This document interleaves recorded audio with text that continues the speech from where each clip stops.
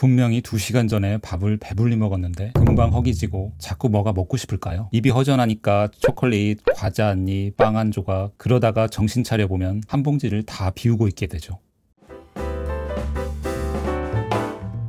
안녕하세요. 식욕닥터 남창우 원장입니다. 요즘 이런 분들 많으시죠? 이런 경험은 보통 혈당 스파이크 때문일 수 있는데요. 이런 고민 해보신 분이라면 끝까지 한번 들어보세요. 먼저 요즘 여기저기서 많이 들을 수 있는 혈당 스파이크가 무슨 의미인지 설명해 드릴게요. 스파이크라는 단어는 급격하게 오른다는 뜻을 갖고 있는데요. 혈당 스파이크는 쉽게 말해서 혈액 속 당 수치가 급격히 올라갔다가 빠르게 훅 떨어지는 현상이에요. 마치 놀이공원의 롤러코스터처럼 우리 몸의 혈당이 빠르게 오르락 내리락 반복을 하는 거죠. 왜 이런 혈당 롤러코스터가 생기는 걸까요? 사실 건강한 대사 기능을 가진 사람은 빵이나 과자를 먹어도 혈당이 적절하게 조절이 돼요. 우리 몸의 인슐린 시스템이 매우 정교하게 작용하기 때문이에요. 그런데 요즘 많은 현대인들이 이 인슐린 시스템에 문제가 생기기 시작했어요. 참고로 인슐린이라는 물질은 혈액 속의 에너지원인 당을 우리 몸 구석구석에 넣어주는 역할을 하는 거예요. 인슐린 시스템에 문제가 생긴 혈당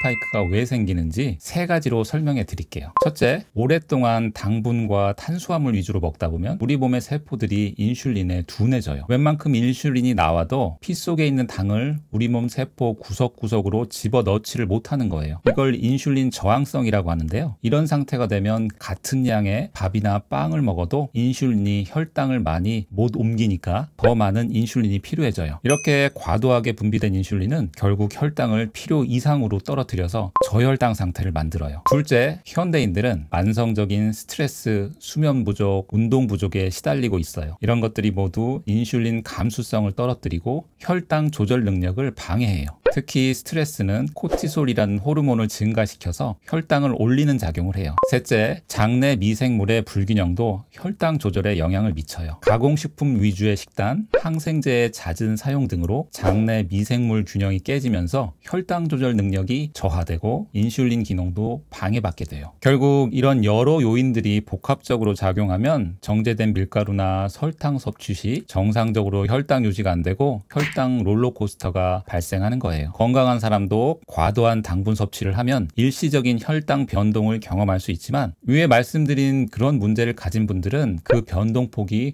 훨씬 크고 회복도 느려요. 그럼 이제 혈당 스파이크가 어떻게 폭식으로 이어지는지 그 과정을 살펴보고 유형별로 좋아지는 방법까지 설명해 드릴게요. 일반적으로 건강한 사람은 식사 후 혈당이 서서히 올라가다가 인슐린이 분비되면 서서히 정상 수준으로 돌아와요. 하지만 인슐린 저항성이 있는 경우에는 이 과정이 많이 달라져요. 인슐린 저항성이 있는 사람이 흰 밥이나 케이크 같은 정제 탄수화물을 먹으면 인슐린에 대해 바로 반응하지 못하기 때문에 혈당이 건강한 사람보다 더 높이 빠르게 올라가고, 그러면 높은 혈당에 대응하기 위해 췌장은 평소보다 훨씬 많은 인슐린을 분비해요. 이건 마치 말을 안 듣는 아이에게 점점 더 큰 소리로 외치는 것과 비슷해요. 과도하게 분비된 인슐린은 혈당을 너무 급격히 때로는 정상 이하로 떨어뜨려요. 이걸 반동성 저혈당이라고 해요. 혈당이 급격히 떨어지면 뇌는 생존 위협으로 인식하고 비상 대응 체계를 가동해요. 그렐린이라는 배고픔 호르몬과 코티솔이라는 스트레스 호르몬이 분비되어 뇌는 지금 당장 에너지가 필요하다라는 강력한 신호를 보내게 되는 거예요. 본능적이고 원시적인 뇌에 직접 명령해요. 따라서 의지력만으로는 도저히 벗어나기 어려운 강력한 식욕이 생기게 되는 거죠. 결국 생존을 위한 뇌의 명령에 따라서 우리가 가장 빠르게 혈당을 올릴 수 있는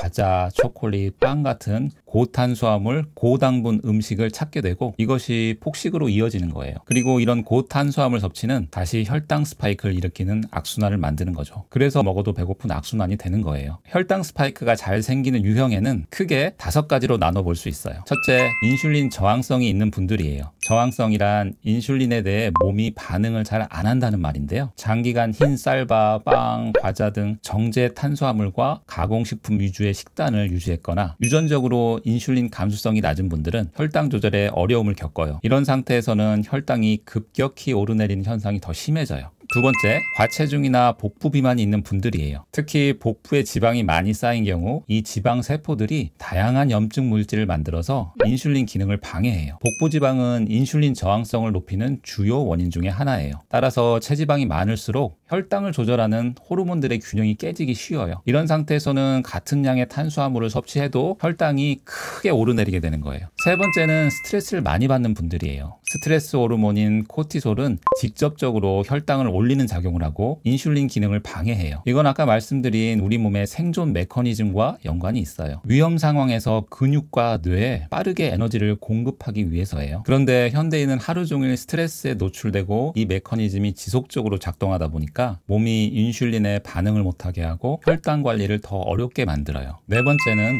불규칙하게 식사하는 분들이에요. 그러면 우리 몸의 혈당 조절 시스템이 혼란스러워해요. 우리 몸은 일정한 패턴을 기대하고 그에 맞춰서 호르몬을 분비하도록 설계되어 있어요. 불규칙한 식사는 이 생체 리듬을 방해하고 인슐린 분비 패턴을 혼란스럽게 만들어서 혈당 스파이크를 악화시켜요. 다섯 번째는 잠을 충분히 못 자는 분들이에요. 수면은 인슐린 감수성과 혈당 조절에 중요한 역할을 해요. 연구에 따르면 단 하룻밤의 수면 부족만으로도 인슐린에 대한 반응도가 25에서 30%나 감소할 수 있다고 해요. 또한 수면 부족은 포만감 호르몬인 렙틴 분비를 감소시키고 배고픔 호르몬인 그렐린 분비를 증가시켜서 허기를 더 느끼게 해요. 이런 5가지 유형에 해당하는 분들은 혈당 롤러코스터를 더 심하게 경험하게 되고 결과적으로 폭식 충동에 더 취약해지는 거예요. 그렇다면 이 혈당 스파이크를 어떻게 완화할 수 있을까요? 혈당 스파이크를 완화하는 6가지 효과적인 방법을 알아볼게요. 첫 번째는 인슐린 반응성을 높이기예요. 규칙적인 운동이 좋은데요. 특히 근력 운동과 유산소 운동을 병행하면 인슐린 반응성이 크게 향상돼요. 근육은 우리 몸에서 가장 큰 포도당 저장 창고예요. 근육량이 증가하면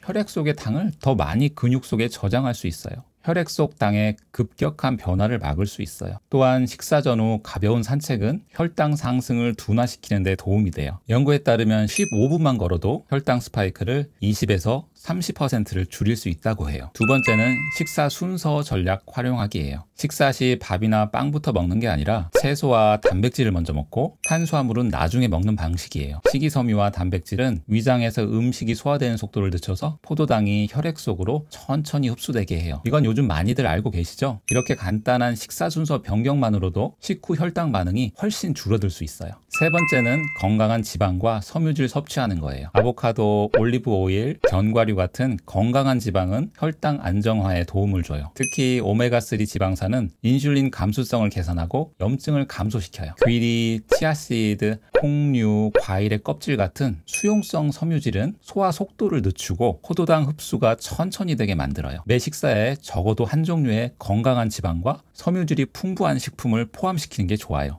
네 번째는 장내 미생물 환경을 개선하는 거예요. 최근 연구에 따르면 장내 미생물은 인슐린 민감성과 혈당 조절에 중요한 역할을 한다고 해요. 된장, 김치, 요구르트와 같은 발효식품과 다양한 채소를 섭취하면 장내 미생물 다양성이 증가해요. 특히 프리바이오틱스 섬유질은 유익한 장내 세균을 지원해서 포도당 대사를 개선해요. 이를 위해 매일 다양한 색깔의 채소와 과일을 섭취하는 게 좋아요. 다섯 번째는 충분한 수면과 스트레스 관리예요. 7시간 내지 8시간의 양질의 수면은 인슐린 감수성 유지와 혈당 조절에 필수적이에요. 수면은 몸 안의 호르몬 균형을 유지하고 세포의 회복을 촉진해요. 또한 명상, 심호흡, 요가 같은 스트레스 관리 기법은 코티솔 수치를 낮추고 부교감 신경을 활성화시켜서 혈당 관리에 도움을 줘요. 특히 잠들기 전 스마트폰 사용을 자제하시고 규칙적인 수면 시간을 유지하는 게 중요해요. 여섯 번째는 식사 속도와 규칙성을 유지하는 거예요. 빠르게 먹을수록 혈당이 더 급격히 상승을 해요. 한 입 먹고 20번 이상 씹으면서 식사 시간을 15분에서 20분 이상 확보하세요. 또한 일정 시간에 규칙적으로 식사하는 게 혈당 관리에 유리해요. 특히 장시간 굶다가 폭식하는 패턴을 피하시고요. 작은 식사를 3시간에서 5시간 간격으로 유지하면 혈당 스파이크를 줄이는 데 도움이 돼요. 이런 방법들을 꾸준히 실천하면 당뇨 전 단계 혹은 혈당 스파이크를 점차 완화시키고 인슐린 감수성을 개선할 수 있어요. 그렇게 되면 폭식 충동이 훨씬 줄어들 뿐만 아니라 우리 몸의 에너지 균형이 잡히면서 갑자기 컨디션이 훅 떨어지고 까무라지는 증상이 사라지면서 집중력이 좋아지고 활력이 생길 거예요. 중요한 건 이런 혈당 스파이크와 그로 인한 폭식 충동이 단순히 의지력 부족 때문이 아니라는 점이에요. 이건 실제로 복잡한 생리학적 현상이고 특히 특히 현대인의 생활 방식과 식사 패턴이 이 문제를 악화시키고 있고요.